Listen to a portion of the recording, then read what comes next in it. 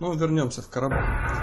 Короче, очень низкий уровень боевой подготовки и, в общем-то, отсутствие реального, а не для галочки, да, военного образования и неспособность управления сильным телом. Плюс отсутствие реальной мотивации и необходимости умирать за родину в рядах азербайджанской армии. Ну, нет такой мотивации у простого azerbaycanskого солдата. Нету.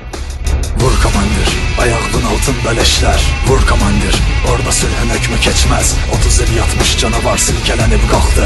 Tarihe yeni fatih yazılırdı hükmü hazır. Vur komandir, şehitlerin ruhu senle. Vur komandir, ayağının altında səngər. Dağlarımın başı qarlı, semalarda ateş. Türkün attım attığı yer ölüm için ibadet.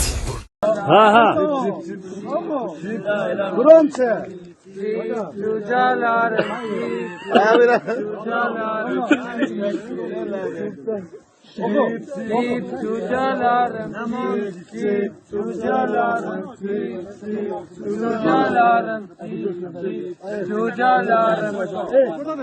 Benim qəşə cücələrim.